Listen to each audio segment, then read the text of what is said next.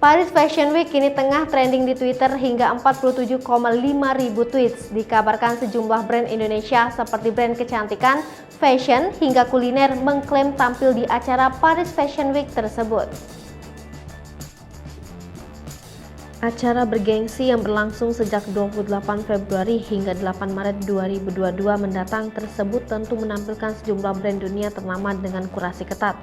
Hal ini membuat seorang pengusaha, Lucky Heng, buka suara perihal kesalahan informasi itu. Dengan perasaan sebal, Lucky Heng meluruskan kesalahan informasi tersebut dalam story Instagramnya di akun @mrluckyheng.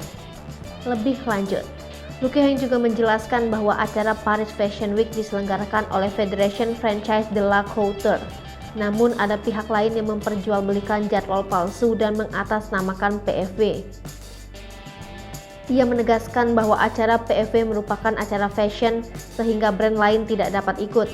Dalam story-nya, Lucky Heng juga menuliskan bahwa informasi yang menyesatkan tersebut memalukan Indonesia jika diketahui oleh dunia luar. Lucky Heng kembali menegaskan bahwa sebagian brand tersebut mengadakan acara sendiri di Paris yang bertepatan dengan acara PFW. Sebagai seseorang yang juga memiliki sebuah brand, Lucky Heng mengaku tidak merasa iri.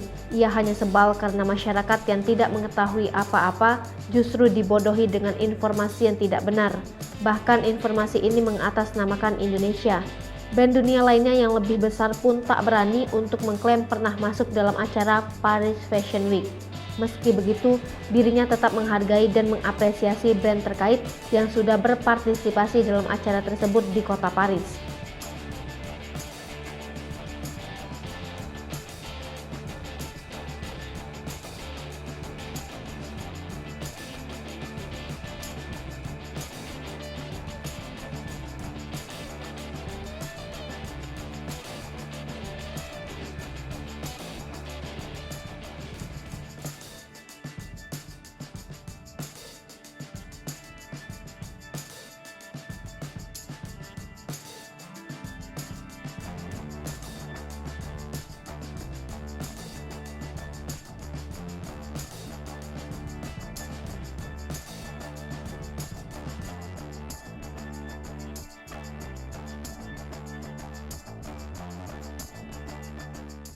Hai pemirsa Sri Popo TV, jangan lupa komen, like, dan subscribe, serta tonton terus